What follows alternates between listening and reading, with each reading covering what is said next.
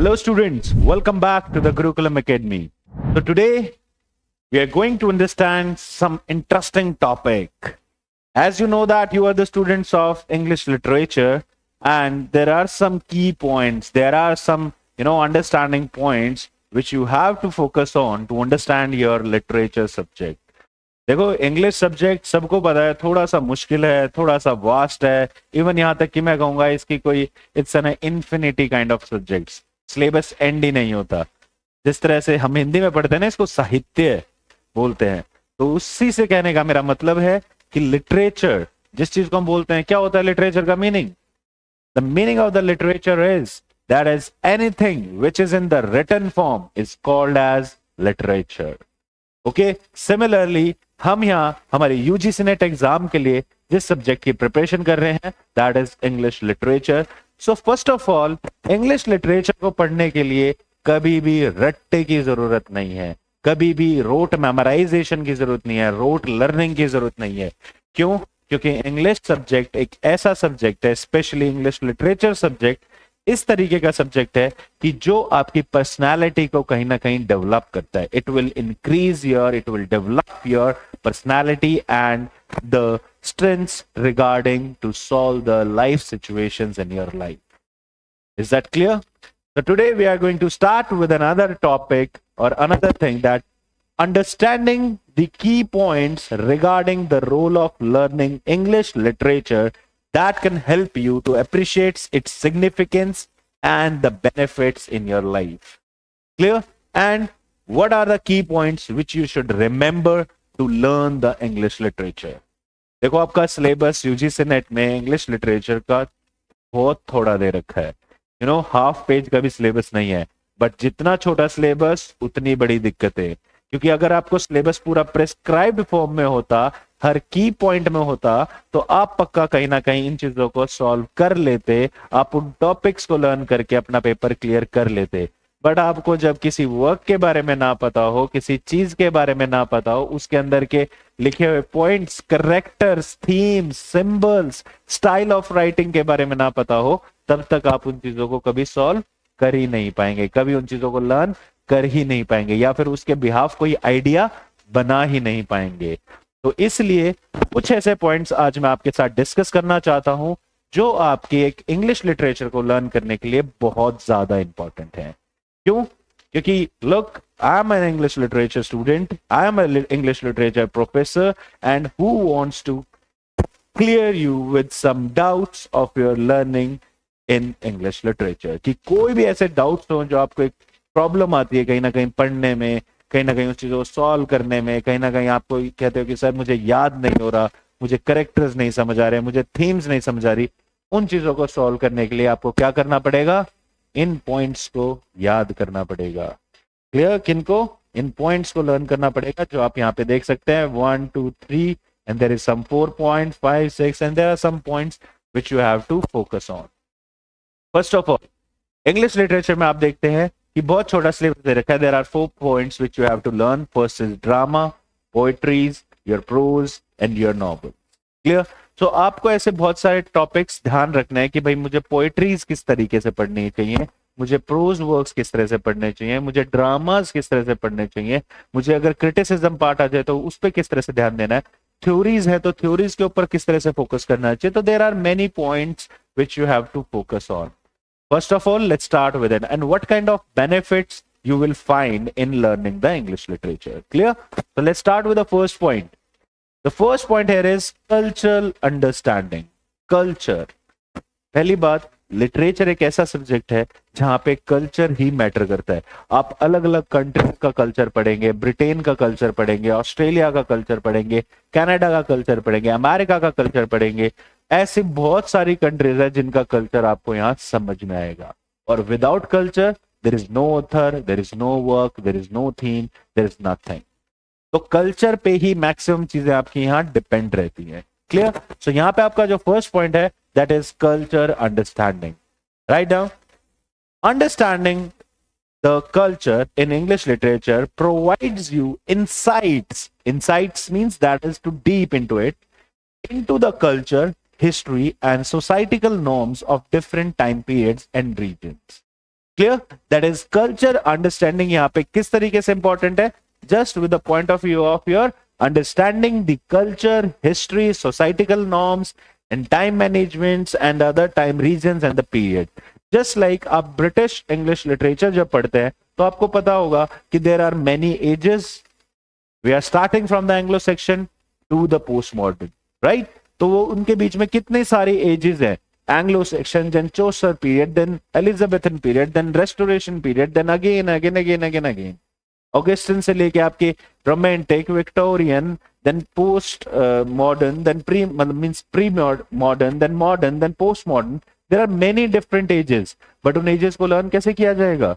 उन एजेस को लर्न किया जाएगा from the point of view of their culture, from the point of view of there history, from the कि भाई उस टाइम पे कौन से किंग्स थे, कौन से राइटर्स थे।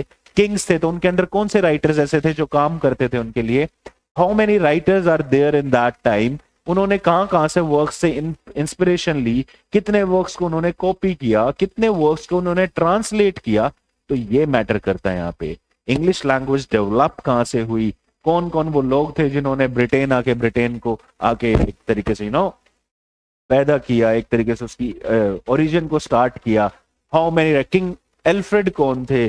तो इस तरीके से बहुत सारे ऐसे टॉपिक्स हैं जो आपको इन टाइम पीरियड्स और रीजन्स के बारे में बताती है, जिससे आप एक कल्चर को जान पाते हैं कि यस, जैसे हम स्टार्ट करते हैं एलिजाबेथन पीरियड में या रेस्टोरेशन पीरियड में, तो हमें पता है कि दैट शेक्सपियर ने उस टाइम पे ऐसे बहुत सारे वर्क्स लिखे जहां पे हमें ऐसे की पॉइंट्स मिलते हैं जिससे हम उस टाइम के कल्चर को पहचान पाते हैं। जैसे शेक्सपियर उस टाइम पे लिखते थे हर करेक्टर के बारे में, उस टाइम किंग्स के बारे में लिखते थे, उस टाइम पे हमारे फैमिली रिलेशंस के बारे में लिखते थे, मैरिटल स्टेटस के बारे में लिखते थे, हर चीज के। तो हमें कल्चर समझ आ रहा है ना कि शेक्सपियर के आज भी वर्क्स कहीं ना कहीं यूज होते हैं।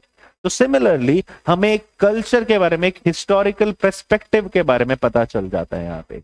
Is that clear? तो एजेस के हिसाब से अगर पढ़ोगे तो उनके राइटर्स, उनके वर्क्स, थीम्स, उनके बारे में भी आप डिफरेंशिएट कर पाएंगे। तो first of all what is important, that is cultural differentiation or the cultural understanding is very much important in learning the English literature. Clear? तो आपको कल्चर समझना है किसी भी वर्क को समझने के लिए। हमें पता होना चाहिए कि अगर हम अफ्रीकन लिटरेचर पढ़ रहे हैं तो उस टाइम पे अफ्रीका में क्या कल्चर था। इग्बो पीपल जो थे, युगांडा के जो लोग थे, जो वहां पे अलग अलग ट्राइब्स हैं, उनका ऐसा क्या कल्चर था जो वहां पे वो फोकस करते थे उन चीजों पे, और क्रिश्चियनिटी को अपनाना क्यों नहीं चाहते थे। Clear?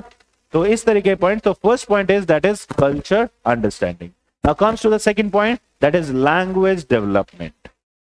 Now when you are going to learn the English literature, the first basic thing which you can improve is language development, okay, or the development of your language. English है, English को जितना पढ़ोगे उतनी बढ़िया बनेगी, उतनी improve होगी। जितना ज्यादा आप उसके बारे में लिखोगे उतनी ज्यादा आपकी राइटिंग एबिलिटी बढ़ेगी। इवन यहाँ तक कि आप किसी से बात करोगे तो आप इतने सारे पॉइंट्स आपके पास होंगे ना बात करने के लिए कि दैट अगला चुप हो जाएगा, आप बोलते रहोगे। तो कहने की बात यह है कि हम जब भी कोई लिटरेचर के बारे में फोकस करते हैं, बात करते हैं, तो उसके अंदर हमारे पास इतने पॉइंट्स होते हैं, इतनी चीजें होती हैं। ऐसे टाइम पीरियड का, जैसे हमने पहले लैंग्वेज को समझा, आज की लैंग्वेज क्या है। जैसे बहुत टाइम पहले हम THE की स्पेलिंग कुछ और होती थी, राइट? कुछ हम अगर सटायर की बात करें तो सटायर की स्पेलिंग पहले SATYR होती थी, आज वो SATIR है। तो ऐसे क्या क्या डिफरेंसेस हैं जो यहाँ पे हम देख सकते हैं, ठीक है। और दूसरी चीज, studying literature enhance language proficiency, vocabulary and communication skills.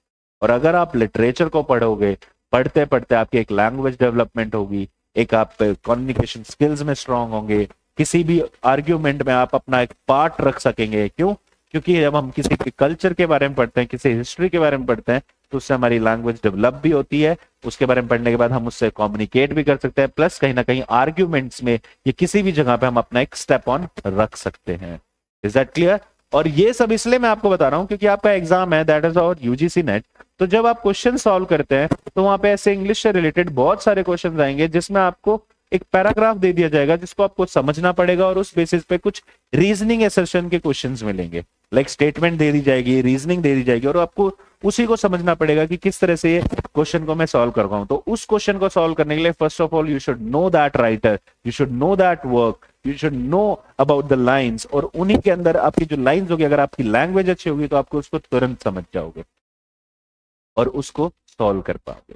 So that's why I said you that language development is very important. Next point is critical thinking. देखो, एक चीज बहुत क्लियर कर देता हूं मैं आपको, जब भी आप इंग्लिश लिटरेचर सब्जेक्ट पढ़ते हैं, बेसिकली लिटरेचर, तो क्रिटिकल थिंकिंग स्ट्रांग हो जाती है। क्यों? देखो, ऐसी वर्क्स हम जब किसी ऑथर के बारे में पढ़ते हैं, जब कोई ऑथर पढ़ते हैं तो हमें पता लगता है कि like he is an a writer, he is an a novelist, he is an essay writer, even he is a poet also. तो वो जो भी कुछ लिख रहा होता है, हमें उसकी चीजों को अंडरस्टैंड करना पड़ता है, उसकी थ्योरी को अंडरस्टैंड करना पड़ता है। अब वो उसी टाइम की सिचुएशंस के बारे में लिख रहा होगा, या फिर ऐसे की टॉपिक्स जिसके अंदर वो अपनी सोसाइटिकल रिप्रेजेंटेशन दे रहा होगा। तो वही चीज है कि दैट इज, हम उन चीजों को इतना पढ़ चुके होते हैं लिटरेचर में, इतने सारे की पॉइंट्स को पढ़ चुके होते हैं। लाइक हमने अगर शेक्सपियर को पढ़ा है तो हमें पता है कि हम आज भी मूवी अगर कोई बनाए शेक्सपियर किसी ड्रामा पे, तो वो डेफिनेटली फेमस होगी। क्यों? क्योंकि शेक्सपियर ने जितनी भी राइटिंग्स की हैं, चौसर ने जैसे की हैं, उसी तरह शेक्सपियर ने जितनी राइटिंग्स की है, वो कहीं ना कहीं एक मॉडर्न भी, खुद उसी जो जिस टाइम पे वो लिखते थे उनके टाइम पे भी, at his own time, even in the modern time, सारे पॉइंट्स आज भी कहीं ना कहीं वैलिड हैं, सारे वर्क्स उनके वैलिड है, क्योंकि सोसाइटी में आज भी वही चीजें हो रही हैं कहीं ना कहीं। क्लियर? सो आपको ये की पॉइंट पता होने चाहिए, जिससे क्या होता है, हमारी क्रिटिकल थिंकिंग पे असर पड़ता है, जो हमारी स्ट्रांग हो जाती है क्रिटिकल थिंकिंग। कहीं ना कहीं हम रिसर्च के जब टॉपिक्स चूज करते हैं तो वहां पे हम कहीं ना कहीं अपना दिमाग लगाते हैं कि यस, लिटरेचर में तो यार मैंने फ्रेंच पढ़ा था, वहां पे उनकी थ्योरी अलग थी, जर्मन पढ़ा था तो उस पर थ्योरी अलग थी, जब हम ऑस्ट्रेलिया पढ़ रहे हैं लिटरेचर तो उसके अंदर लोगों का कल्चर अलग है, थ्योरी अलग है। तो we have some more and more information about the culture and the history of the world, so that we can able to make our thinking more critical towards any situation or towards any problem, right? तो हमारे लिए सबसे important क्या है? Literature encourages critical thinking and analysis bye presenting complex themes, characters and narrative. तो क्या होता है कि जैसे हम जब किसी वर्क को पढ़ते हैं, जैसे कोई भी सिमिलर सा वर्क लगा लीजिए, कोई भी सिमिलर वर्क, जस्ट लाइक हम एक सिंपल से वर्क की बात करते हैं, तो let's start with an Hamlet. तो हैमलेट वर्क शेक्सपियर का है, राइट? बट उस हैमलेट में सबसे इंपॉर्टेंट कैरेक्टर कौन है? सेल्फ हैमलेट, और he is the son of the father whose name also Hamlet. तो बेसिकली अगर हैमलेट की बात करें तो वहां पे इंपॉर्टेंट कौन है? हैमलेट है इंपॉर्टेंट, उनकी मदर इंपॉर्टेंट है। थीम क्या है? कि दैट हैमलेट जो हमेशा कंफ्यूज रहता है, कि that always in the confusion state, कि that whether he will kill his like उनके जो चाचा थे, लाइक अंकल, कि वो क्लॉडियस को मार दे या नहीं मारे, या ये श्योर है कि क्लॉडियस ने उसके फादर को मारा या नहीं। तो he was always in a confusion state. तो वो चीजें क्या है? वो कहीं ना कहीं हमारी कैरेक्टर रिप्रेजेंटेशन है, थीम से रिप्रेजेंटेशन है, प्लस किस तरीके से वो स्टोरी जो है वो नरेट की गई है। ये सारे पॉइंट्स ही आपकी क्रिटिकल थिंकिंग को स्ट्रांग बनाते हैं। क्लियर? तो लिटरेचर को पढ़ने के लिए सबसे पहला और इंपॉर्टेंट की पॉइंट क्या है? कि that make your, it will increase your critical thinking to a good level. Clear? तो आपको जब कोई वर्क पढ़ते हो, उसकी थीम पढ़ते हो, मैं खुद कहता हूं आज की डेट में मेरी पर्सनालिटी इंप्रूव हुई है just because of I am reading English literature. क्यों? क्योंकि जब मैं किसी के पास जाता हूं, कोई मुझसे चाहे रिलीजियस टॉपिक्स पे बात करे, कोई मुझसे पॉलिटिकल बात करे, कोई मुझसे लाइफ सिचुएशंस पे बात करे, तो I have seriously, I have definitely step on their problems and I will solve, even I will give a good suggestion to them. Okay, तो मैं उनको एक बहुत अच्छा सजेशन प्रोवाइड कर सकता हूं कि भाई यस, और ये सब मुझे कहां से आया? After reading the literature. क्योंकि मुझे जब डिफरेंट थीम्स के बारे में पता चलेगा, डिफरेंट वर्क्स के बारे में पता चलेगा, तो मुझे ये जरूर होगा कि लुक, कुछ चीजें जो पुरानी हुई हैं वही कहीं ना कहीं एनहेंस होके, दोबारा इवॉल्व होके हमारे आज के पॉइंट पे है। तो कहीं ना कहीं वही नॉलेज आज की किसी प्रॉब्लम को सॉल्व करने के लिए काम आ सकती है। That's why I am saying critical thinking is most important here in English literature. Next is empathy and perspective taking. Empathy क्या होता है? When we have a feeling towards someone else, और हम किसी दूसरे की फीलिंग्स को बहुत अच्छे से चुपचाप समझ लेते हैं, that is called empathy. तो यहाँ पे ये बताया गया है कि that engaging with diverse literary works promotes empathy and helps in understanding different perspectives and experiences.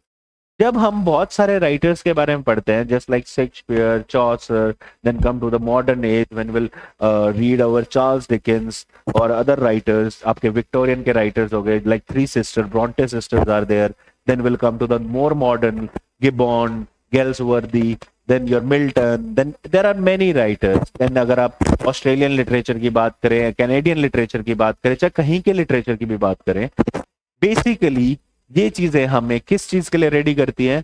To create an empathy, कि हम लोगों को समझने से पहले ही उनकी फीलिंग्स को समझ जाते हैं. व्हाई? क्योंकि इतने सारे वर्क्स हम पढ़ चुके होते हैं, करेक्टर्स हम पढ़ चुके होते हैं, कि उस करेक्टर की सिचुएशन कहीं ना कहीं, देखो करेक्टर की जो पर्सनालिटी एक वर्क में दिखाई गई है, वही कहीं ना कहीं अपनी लाइफ में भी हम आप किसी दोस्त में, किसी फ्रेंड में, किसी कलीग में ढूंढ सकते हैं. और वही प्रॉब्लम की वजह से वो कहीं फेस कर रहा हो, तो वही थीम्स यूज करके हम उस प्रॉब्लम को सॉल्व भी कर सकते हैं. तो यहाँ पे ये क्या बताया गया है कि दैट जो पर्सपेक्टिव है किसी भी चीज को समझने का, या कोई एक्सपीरियंस है किसी को चीज को समझने का, वो हमें इंग्लिश लिटरेचर पढ़ने से काफी हेल्प मिलती है.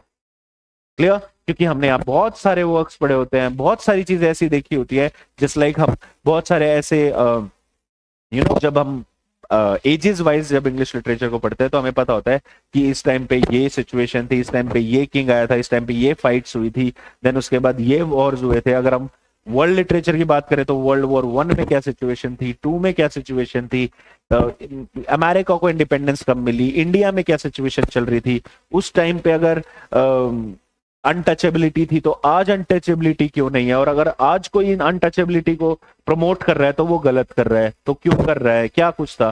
पार्टीशंस, पहले इंडिया पाकिस्तान का पार्टीशन हुआ था तो वो किस बेसिस पे हुआ था. आज अगर लोग उसी हिंदू मुसलमान के नाम पे, मुस्लिम नाम पे लड़ाई करते हैं या कुछ और करते हैं, तो वो क्यों कर रहे हैं. तो इन चीजों के लिए क्या हुआ, क्यों पढ़ रहे हैं हम, क्यों चीजें निकाल पा रहे हैं, क्यों देख पा रहे हैं? क्योंकि हमने इंग्लिश लिटरेचर को इतना पढ़ा हुआ है कि that yes we can develop this thinking towards the other topics, और यू कैन से दैट हम ऐसे इंपॉर्टेंट टॉपिक्स के ऊपर इन चीजों के बारे में बात कर सकते हैं. क्लियर? तो पर्सपेक्टिव चेंज कर देता है और हमारा एक तरीके से अंडरस्टैंडिंग लेवल, एक एक्सपीरियंस, नए एक्सपीरियंस की तरफ हमें लेकर जाता है. Clear? That's why it is important to learn English literature. Another point है, जब आप यूजीसी के नेट के लिए एग्जाम देते हैं, तो हमें पता है कि इतना वास्ट सिलेबस है कि आप पढ़ते जाएंगे पढ़ते जाएंगे पढ़ते जाएंगे, बट आपको प्रॉब्लम इतनी आएगी कि दैट इतना याद कैसे करें. तो उसी याद करने के लिए मैं आपको ये बता रहा हूं कि दैट आपको चीजें किस तरह से याद करनी है, पर्सपेक्टिव से याद करनी है, कि एक्सपीरियंस से याद करनी है. अदरवाइज सिर्फ रट्टा मारने से पेपर क्लियर हो जाएगा, मैटर नहीं करता. आपको एक प्रोफेसर बन के, एक अच्छा गुड सिटीजन बन के, एक गुड प्रोफेसर बन के आपको पेपर बच्चों को समझाना है, बच्चों के एग्जाम्स क्लियर करवाना है, प्लस उनकी क्रिटिकल थिंकिंग को भी स्ट्रॉन्ग करना है. तो आप कोई भी टॉपिक जब पढ़ते हैं तो उस टॉपिक के आपको इतना ध्यान देना है कि लाइक एटलीस्ट आपको उसके की पॉइंट्स पता हो, उसकी थीम पता हो, उसका स्टाइल ऑफ राइटिंग पता हो, वही चीज क्यों यूज की गई उस समय पे, ये पता होना चाहिए. ताकि आज भी इंसान किसी भी सिचुएशन को अगर देखे, या किसी बुक को पढ़े, या फिर कोई राइटिंग एबिलिटी बनाना चाहे, या फिर कुछ नई पोएम लिखना चाहे, कोई आर्टिस्टिक स्किल क्रिएट करना चाहे, तो उसको प्रॉब्लम ना आए, उसको थोड़ा इजी हो जाए चीजों को समझने के लिए, चीजों को करने के लिए. और इवन यहाँ तक कि कोई पोएम क्रिएट करना चाहता है, कोई नॉवल लिखना चाहता है, तो ऐसे बहुत सारी आर्ट फॉर्म्स हैं जो आप क्रिएट कर सकते हैं, ऐसे बहुत सारे जेनर्स हैं जिसमें आप लिख सकते हैं. तो वो चीजें कहां से मिलेंगी? That is basically from your creating an perspective change. कि आप एक पर्सपेक्टिव चेंज करेंगे, जब आप एक एक्सपीरियंस लेंगे, तभी आप इंग्लिश लिटरेचर को अच्छे से पढ़ पाएंगे. Is that clear? Now next point is personal growth.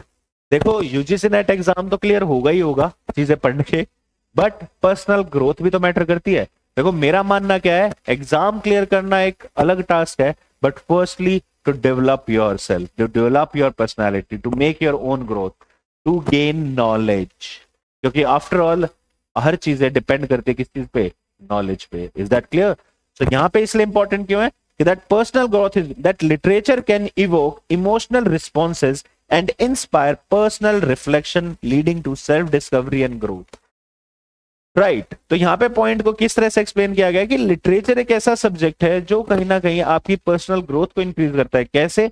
Emotional responses को देखकर, इंस्पायर पर्सनल रिफ्लेक्शन की how I am reacting to particular situation और पर्टिकुलर आइडिया ऑफ राइटर और आइडिया और थ्योरी ऑफ राइटर, क्लियर, और leading to self discovery and growth.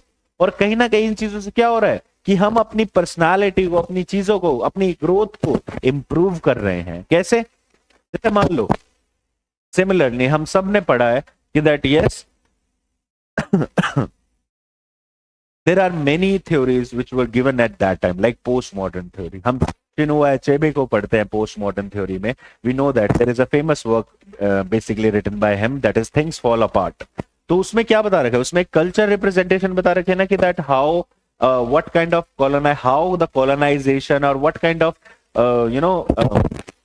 ऐसे कितनी problems थी जो ब्रिटिशर्स ने क्रिएट करी थी टुवर्ड्स द पीपल, और उन्होंने कॉलोनाइजेशन को किस तरह से देखा था, क्या पर्सपेक्टिव है कॉलोनाइजेशन का, वही सब उस वर्क में बता रखा है। Like how the colonization change the experience और द पर्सपेक्टिव्स और the living of the African people, similarly just like the Indian people, right.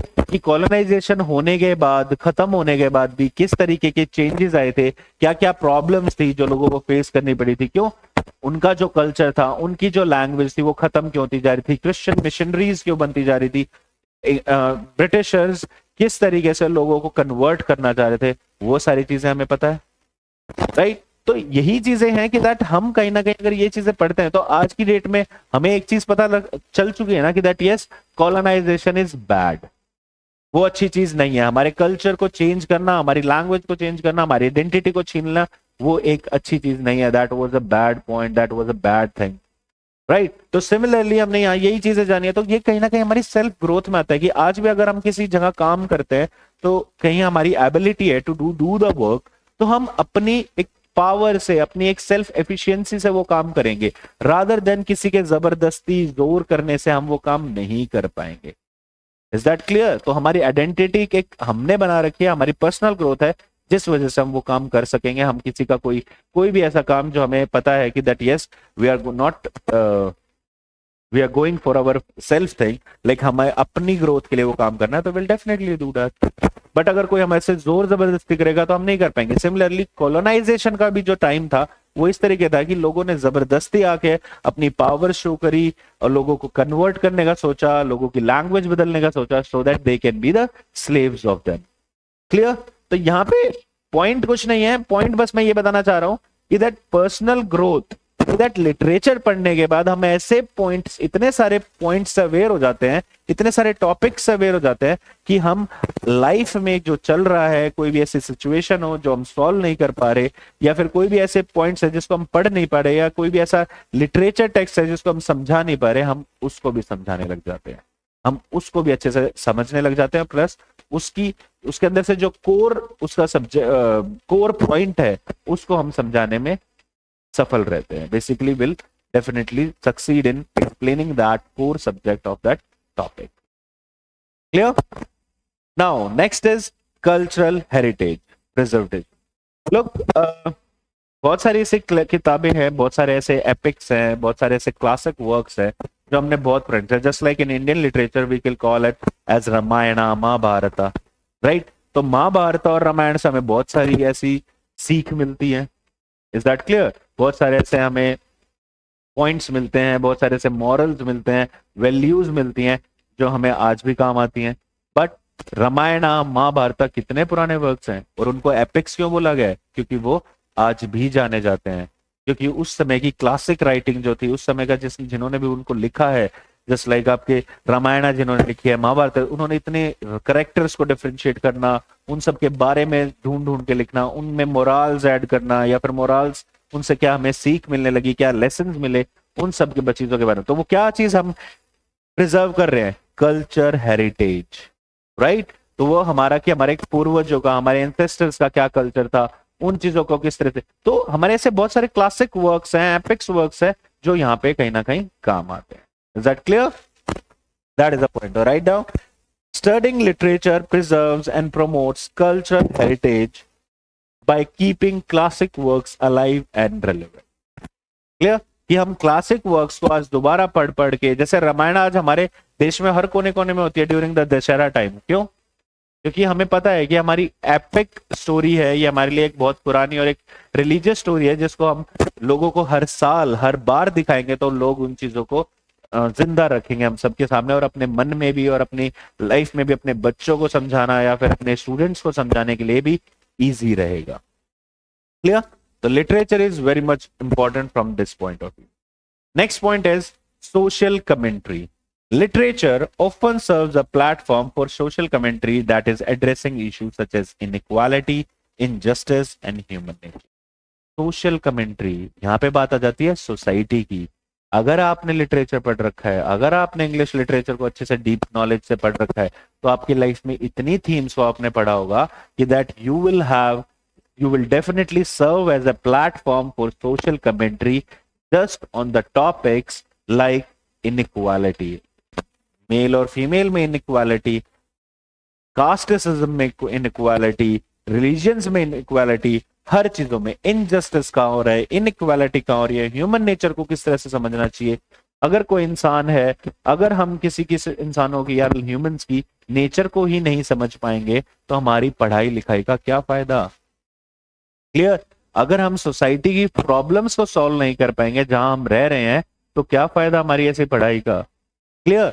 तो लिटरेचर आपको वो चीज प्रोवाइड करता है जो आपको कोई और सब्जेक्ट प्रोवाइड नहीं कर सकता, that is to enhance the quality of addressing these issues just like inequality, injustice in the society. Clear?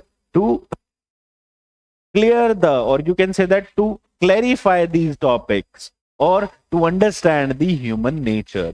इंसानों को समझने के लिए, आपके घर में आपके बेबीज होंगे, बच्चे पैदा होंगे, या फिर आपकी किसी के साथ शादी होगी, या फिर आप किसी के साथ रहने लग रहे हो, या पूरे स्टूडेंट है, तो आपको हर किसी का नेचर समझना पड़ता है, और वो नेचर समझने की क्वालिटी आपकी इंक्रीज कौन करता है? English literature. सिमिलरली एग्जाम आप यूजीसी नेट का देंगे, तो यूजीसी नेट में एग्जाम में ये इंग्लिश लिटरेचर थोड़ा इजी भी कह सकता हूं और बहुत मुश्किल भी कह सकता हूं। क्यों? क्योंकि आप मुश्किल इसलिए है क्योंकि आप सब कुछ याद नहीं कर सकते। It's very difficult to understand more than 1,000 writers, more than 1,000 works, 2,000 works, or other than that, you have to learn the characters also, themes also, what are the pattern also, what are the style also, what are kind of, criticism behind that, what kind of theories behind that. तो बहुत कुछ learn करना पड़ता है जो बहुत मुश्किल है। बट एक चीज है जो आपको लर्न नहीं करनी पड़ती, समझनी पड़ती है, वो है nature of the work, nature of the writer, nature of the situation, nature of the age. क्यों? क्योंकि हमें उसी कल्चर से, उसी नेचर से ये पता लगता है कि यस, इस राइटर ने उस टाइम पे इस वजह से लिखा। जस्ट लाइक स्लेव नरेशंस की अगर मैं बात करूं अफ्रीका में, तो स्लेव नरेशंस ऐसे वर्क हैं जहां पे लोगों ने अपना, जो खुद स्लेव बने थे, उन्होंने अपने नरेटिव्स के बारे में लिख रखा है कि उनसे साथ क्या सिचुएशन बनी थी, क्यों उन्होंने ऐसे लिखा, क्यों अपनी, कहां से उन्होंने लैंग्वेज को लर्न किया, कितनी कोशिश, कितनी मतलब मेहनत लगी उन्हें लैंग्वेज को लर्न करने में। जैसे जैसे कुछ अफ्रीकन थे जिन्होंने पहले ही इंपोर्ट कर दिया गया था एज ए स्लेव, और उन्हें बेच दिया गया था, basically they got sold to the other British navy officers, to the American navy officers, और उनके पास रह रहकर उन्होंने किस तरह से लैंग्वेज को सीखा, लर्न किया, and then they will develop the own work. Right? तो आपको ये सब पता होना चाहिए, स्लेव नरेशंस क्या थी, ब्लैक राइटिंग्स क्या थी। अगर हम ऑस्ट्रेलिया में बात करें तो वहां पे एबोरिजिनल्स कौन थे, बुश राइटर्स कौन थे। कनाडा में बात करें तो उन्होंने अपनी आइडेंटिटी को किस तरह से मेंटेन रखा। जैसे हम वहां पे थीम की बात करते हैं तो फ्रंटियर मिथ की बात करते हैं कि that yes they create a wall from the outside world, कि उन्होंने अपनी आइडेंटिटी क्रिएट करने के लिए कि भाई ना तो मैं ब्रिटिश से कनेक्टेड हूं, ना मैं अमेरिका से कनेक्टेड हूं, उन्होंने एक वॉल क्रिएट कर ली थी। इंडिया में बात करूं तो सबसे बड़ा जो टॉपिक यहाँ पे रहता है दैट इज कास्टिज्म, दूसरा पार्टीशन, तीसरा पॉवर्टी, अनएम्प्लॉयमेंट। तो इन टॉपिक्स पे किस तरह, एक और पॉइंट है that is religious perspectives of the people. तो ये टॉपिक्स कहीं ना कहीं आपको क्या करता है, आपकी पर्सनालिटी को डेवलप करता है, प्लस एक किसी भी ह्यूमन नेचर को या फिर किसी भी इनजस्टिस को क्लियर करने में आपकी हेल्प करते हैं। क्लियर? तो आपको इस तरह से टॉपिक्स के बारे में जरूर पता होना चाहिए, जरूर पढ़ना चाहिए। Clear? Now next point is artistic appreciation.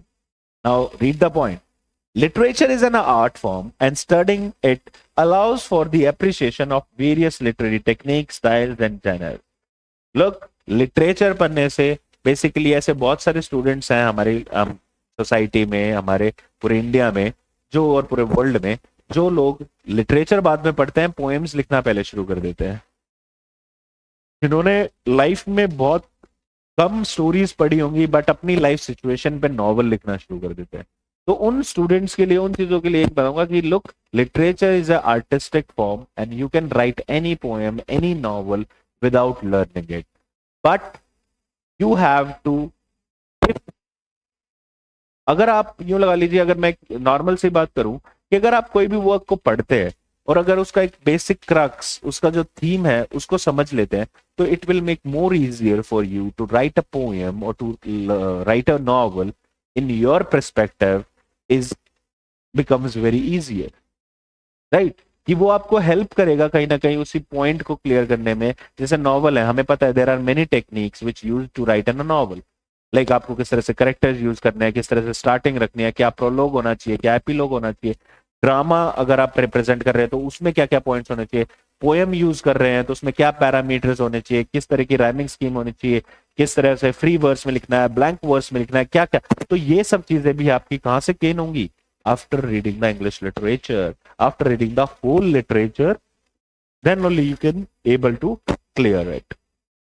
Clear? So it is an artistic appreciation. So learning the English literature definitely what?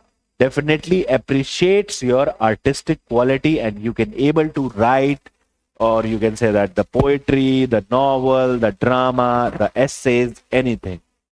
Clear? So that's why English literature is very important for the point. Next is intellectual stimulation.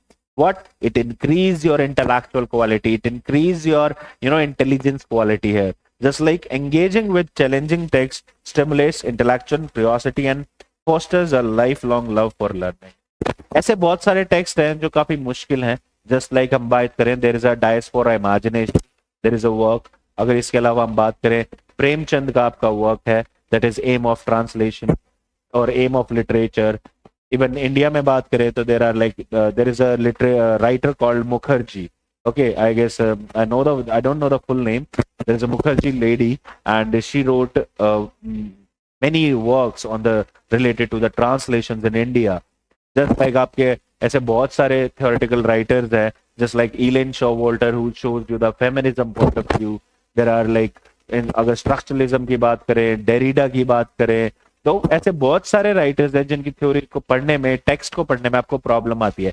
But लोग, वही problem कहीं ना कहीं आपकी vocabulary को strong करेगी, वही problem कहीं ना कहीं आपकी नॉलेज को स्ट्रॉन्ग करेगी और एनहेंस करेगी किसको?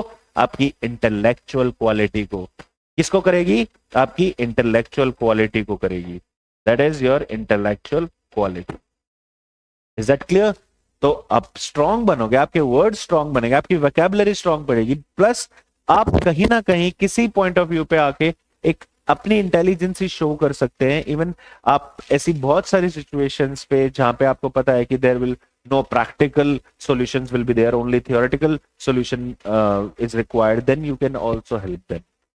क्लियर? तो आपकी ये भेजा जो है, इसको बहुत जल्दी, means your it will increase your brain quality also, it will increase your communication skills also, और कहीं ना कहीं it will helps you to make it more better and better, और means your personality better. Clear? सो और आपको even यहाँ तक कि लर्निंग में भी इंटरेस्ट आने लगेगा। मैं ऐसा नहीं कह रहा कि जैसे हमें पता है कि टाइम्स ऑफ इंडिया एक न्यूज़पेपर आता है जिसमें एक बीच में पेज आता है which is just like knowledge tree होता है और थोड़ा एडिटोरियल पेज होता है। बचपन से ही पेरेंट्स कहने लग जाते हैं बच्चे ये पेज पढ़ना है, बच्चे ये पेज पढ़ना है, और हम उसी पेज को नहीं पढ़ते हुए पूरा अखबार पढ़ लेते हैं, बस उस पेज को नहीं पढ़ते। क्यों? क्योंकि वहां पे वर्ड्स थोड़े मुश्किल होते हैं, वहां पे जो राइटिंग एबिलिटी होती है वो बहुत स्ट्रांग होती है, जो प्रोसेस ऑफ टॉपिक होता है और जो थ्योरी पूछी गई होती है, जो थीम होती है उस पेज की, वो बड़ी डिफरेंट होती है, वहां टॉपिक्स बड़े डिफरेंट होते हैं। तो इस वजह से बच्चे उन टॉपिक्स को छोड़ देते हैं। बट ऐसा नहीं, हम जितना चीजों को पढ़ेंगे, लिटरेचर को जितना पढ़ेंगे, उतनी हमारी वो पर्सपेक्टिव चेंज होता रहेगा, उतना हम स्ट्रांग होते रहेंगे इस point. Clear? Now next is interdisciplinary connection. Last point है बट सबसे इंपॉर्टेंट पॉइंट है। इंग्लिश लिटरेचर पढ़कर एक कनेक्शन क्रिएट होता है इन अदर सब्जेक्ट्स ऑल्सो। जैसे अगर हम शेक्सपियर की बात करें तो उन्होंने अपने वर्क्स के अंदर बहुत साल पहले, like in 15th century, he wrote about the, और in 15th to 16th century he wrote about the law, medicines, affairs, different kings and queens affairs, even the historical perspective, wars, treachery. मतलब you can say that there are many topics that he discussed upon, like love, marriage, comedy, tragedy, many things, right? So it will work on the interdisciplinary connection. Clear? Society की बात करें तो sociology, political की बात करें तो political, that is polity. अगर हम लॉ की बात कर रहे हैं, कहीं उसमें कोई केस की बात करें, just like your merchant of Venice, तो that is how he got the knowledge about the law at that time. अगर आप बात कर रहे हैं कि लाइक व्हाट काइंड ऑफ, जैसे हमने लव क्वेश्चन सुना था, हमने ऐसे बहुत सारी इमेजिनेशनरी वर्क भी देखे हैं, जस्ट लाइक कि एंजल्स आर देयर, तो कहीं ना कहीं हमारी इमेजिनेटिव पावर भी स्ट्रांग हो रही है। दूसरी चीज, इसके साथ साथ हम क्या है ना कि कहीं ना कहीं literature intersects with the various discipline such as history.